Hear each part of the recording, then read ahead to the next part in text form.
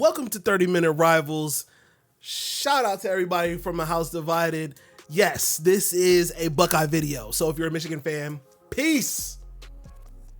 No, before you leave, if you're on Twitter, make sure you head over to House Divided's Twitter community where you can talk all the smack you want. Okay? Michigan fans are invited. Ohio State fans are invited. Oregon fans are invited, I guess. Penn State fans are invited, I guess. Make sure y'all join the Twitter community right now so you can get in, talk your smack, drop your links, all that good stuff. We're going to have a good time there all throughout the offseason and the season, so make sure you join. And then obviously make sure you subscribe here because we're going to be talking all throughout the offseason and all throughout the season about the rivalry. And you know the boys are the champs now, so you don't want to miss a thing. All right, this is a little different. It's just me. But I have some questions. Yes, I have some questions for the Ohio State Buckeyes in this offseason, and maybe even specifically for Ryan Day, who knows? And we've got to get these answered before we can even talk about the roster and the depth chart and all that good stuff, because at the end of the day, we're here to win another championship, baby. So without further ado, here's 10 questions that I have for the Ohio State Buckeyes in this offseason. Okay, so let's start off with the most glaring difference. Jim Knowles left out to Penn State, and so now we have Matt Patricia. Matt Patricia is obviously seeing success with the New England Patriots as their defensive coordinator, but we don't know if that was just Belichick and the system that he created, and that's why they won, or if Matt Patricia is really that guy at defensive coordinator. Now, I think we can forget about how he was a head coach at Detroit. At the time, Detroit was not the playoff team they are now. He was a head coach as opposed to a defensive coordinator. But the real question lies, are we going to see a dip in the defense, kind of like we did in 2022? I mean, it got a little bit better, but we also saw a little bit of a dip in 2022. Still didn't beat Michigan. Still weren't good enough to do that. So are we going to see any kind of dip in play? Are we going to go from one of the best defenses in the nation? Or are we still going to be, at the very least, a serviceable playoff defense? At the very least, if we dip, I would like for us to go from elite to still great.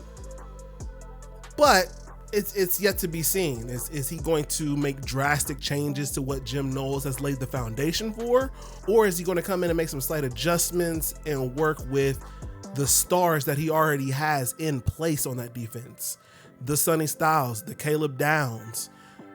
Are you going to work with that, or are you going to make drastic changes? That's the question that we need to ask first and foremost.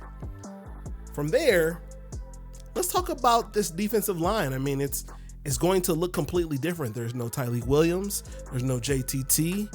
There's no Jack Sawyer, who was one of the best parts of the defensive line last year. Those guys are gone. And so what will this edge rotation look like? Now, obviously, Caden Curry and Kenyatta Jackson has gotten a lot of burn when it comes to some of the rotation last year. But then after those guys, who are we looking at? Are we looking at CJ Hicks maybe joining the line and getting some pressure off the edge as opposed to what he came in as, a linebacker? Or we're going to get Joshua Mickens, or are we going to get any of the other edge rushers that we have? Is Edric Houston going to come outside and play on the outside as an edge? Or is he going to continue playing on the interior where he saw a lot of burn last year? Is Caden McDonald going to be the big presence in the run game and stopping the run game like he was last year? Is Edric Houston still going to stay on the interior? There's a lot of questions on the defensive line side of things. And so working out what that depth looks like and working out what those rotations look like are going to be key. For my linebackers, the main question is Sonny Styles going to take another step up in his coverage development? When he was a safety, the coverage was terrible. He could not cover a wide receiver. It just wasn't in the plans for him. So moving to linebacker, it became a little bit easier because now he's guarding running backs and tight ends, and it kind of works a little bit better in his wheelhouse when it comes to coverage. So my thought is, you already got a lot of the pieces to be a great linebacker. You just need to kind of tighten up that coverage spot and really become a great coverage defender when it comes to running backs and tight ends. Take that next level, and I think he can become one of the best linebackers in the country. And then for his second mate to be Arvell Reese, who I'm very excited for. I believe when it came to the linebacker rotations, he was one of the best. He was clearly one of the best. And he's still a young guy, and so there's still a lot of development to be had with Arvell Reese. And so I'm really excited to see what this duo will look like at linebacker. I mean, Arvell Reese and Sonny Styles. I mean, if he can really take that coverage development and step up there, and Arvell Reese can just step up overall because there's another year of experience now, that can be a really exciting linebacker duo, and I'm here for it. That's the question for Sonny Styles, though, is if you can take another leap in coverage. Is Igbinosun going to beat the Diddy allegations? Yes, the joke that Igbinosun is Diddy. It's a funny joke from Michigan fans. I think it's hilarious. It's true. Can you stop being so handsy when you're defending? Can you stop having 2-3 pass interference calls a game?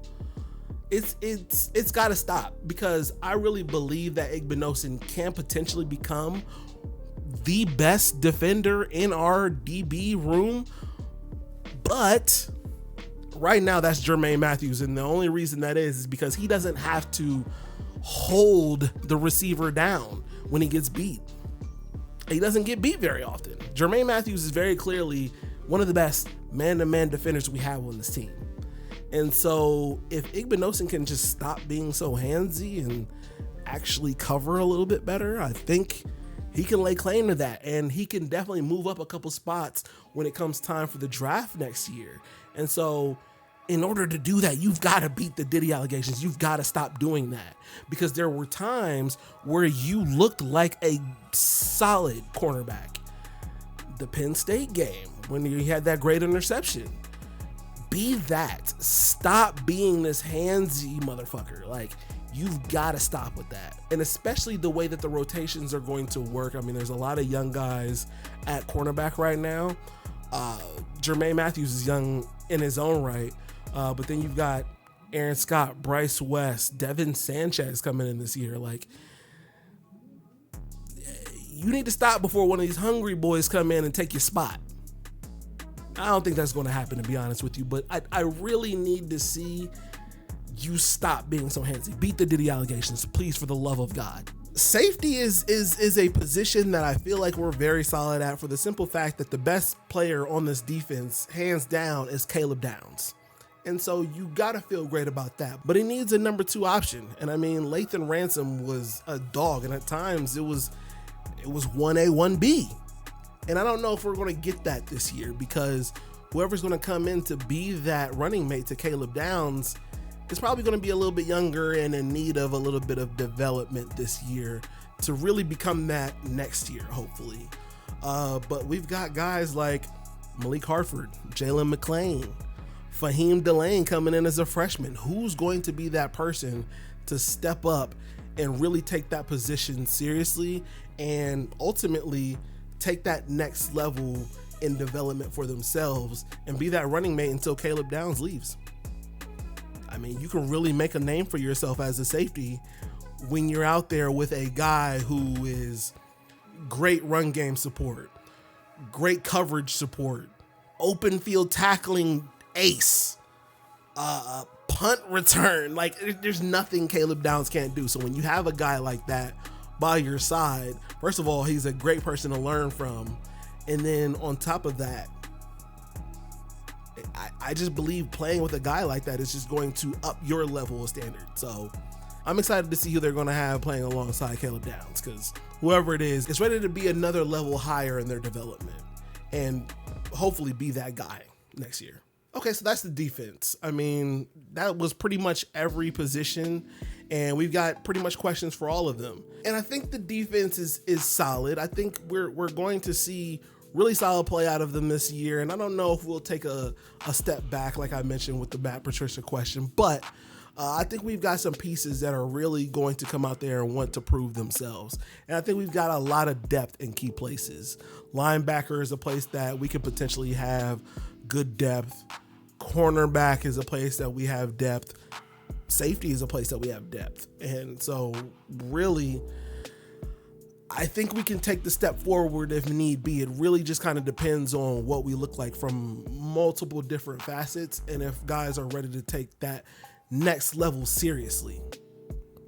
But when it comes to the offense, there's some pretty big questions to be had here. I mean, the offense looked amazing last year, and I think I wouldn't be a Buckeye fan if I said I'm not excited to see what this offense could potentially be. But the first question has to be whether or not Ryan Day actually trusts Brian Hartline to call the plays. Now, this is a question that has technically already been answered, and at the same time, won't really be answered until the games start, basically. Obviously, you trust him. He gave him the offensive coordinator position. He's the play caller. But we won't really know if Ryan Day is committed to that until we start to see some games happen. And by that point, whether or not he decides to take it over himself will be seen once we start to see some of these games. And I do believe that he actually trusts him. I mean, there's no Chip Kelly this time. And obviously he got a chance to learn from Chip Kelly while he was here. And so I believe that Ryan Day actually does trust him, but we just won't really be able to see that. And I think in order for this to work, he does have to trust Brian Hartline to do that. Because if not, things can unravel pretty quickly. This isn't one of the questions, and I just kind of want to have a little aside. All of these title upgrades that we've gotten for guys, like Keenan Bailey is technically a co-OC, and OG Walt is co-DC. Matt Gary got a title upgrade. Are these pay upgrades, or are they just title upgrades for the sake of title, or are they actually getting the next level? Is Ryan Day just trying to make himself a program CEO now, and so he's delegating more tasks to these guys, or are these just title upgrades? I would love to know. I don't know, and obviously that's also something that we probably won't know for some time, but I'm interested to know what you guys think. So make sure you drop your comments below and let me know what you guys think about that, because it's a lot of upgrades going on, and I don't know. We'll see. Okay, back to the questions. So a lot of you guys are probably going to hate me for this question. I'm going to get a lot of flack for this question because seemingly Julian Sayin is the guy, and I'm okay with that. I'm perfectly fine with that.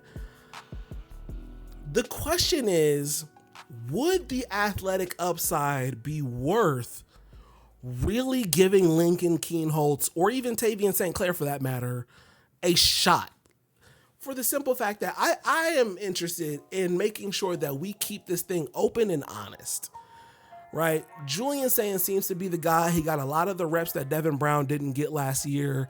He seems to have a great arm, but it's not like he doesn't have his own things that he needs to work on. Namely, he doesn't have the build that some of the other guys have. And quite frankly, from what it seems, both Lincoln Kienholz and Tavian St. Clair have the athletic upside as opposed to Julian Sayin. Now, obviously, Julian Sayin can play ball. Again, I'm not taking anything away from Julian Sayin.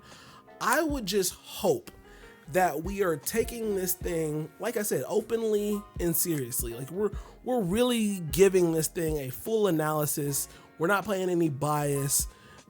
And if they happen to give Lincoln Kienholz the shot, and again, this is a long shot. I get that. And I know that a lot of people have a bad taste in their mouth about Lincoln Kienholz because of the Missouri game, the bowl game from 2 years ago. Look, can the kid play? And if it does get to be that close, can we be okay with him potentially getting some burn? I don't understand. First of all, I just don't like this. We're for sure riding with this guy because it seems like all of the media sources are with this guy. Like, let's just be open. Can we just be open during the offseason? If Julian Sayin is the choice, and I'm perfectly fine with that because I like Julian Sayin. I think we did a great job in bringing this kid in. I just want things to be open, and I want everybody to have a serious shot. Because again, the athletic upside may be worth it. If all things are even, can the athletic upside be a benefit? Absolutely. So just, I know I'm going to get hate for this. I know it. I know I'm going to get hate for this question, but I just want to keep things fair and open, and let's just see how they ball out. Can we enjoy a quarterback battle for once, please? I don't understand why we always have to side with one person. I think there are some benefits for all of them. Lincoln King-Holtz is a little bit older. He's been around this situation for a lot longer. He's got some athletic upside, but maybe he didn't play the talent that Julian Sayin has, and neither is Tavian St. Clair. So I'm not saying anything about any of the quarterbacks. I just want to see an open and honest and fair quarterback battle, and whoever wins, wins. Okay, so when we look at the running back room, the lack of experience is clear. The only real experience we have is CJ Donaldson and then James Peoples, who has been here for quite some time and deserves the burn that he's going to get at running back, because he's been playing very well at running back behind Quinshawn and Travion. And so I'm excited to see what he's going to be able to do. But it's very clear that the experience in that running back room needed CJ Donaldson from West Virginia. And I got to be honest, I do like the fact that CJ Donaldson is there, because he came in as a tight end. He's a bigger back. And I think that's going to help because, man, Coach Locke needs all the praise for getting these guys on the right accord when it comes to blocking. I mean, God, the way that Travion and Quinshawn were blocking at points during this season was immaculate. And so having a guy like CJ Donaldson, especially being that he's probably the most experienced in this room, being the guy to kind of lead the way for especially some of these younger running backs, is going to be so great. Now, I do think there's a lot of talent, potential talent, in this running back room. Like guys like Turbo Rogers, like it's going to be exciting to see what this running back room can do. But I really just wonder if the running back room maybe takes a step back for the simple fact that there's a lack of experience here. I don't know. Will that lack of experience really matter when it comes down to it, or will the talent hold up? Will the pieces that Ryan Day put in and around this offensive line take it to another level?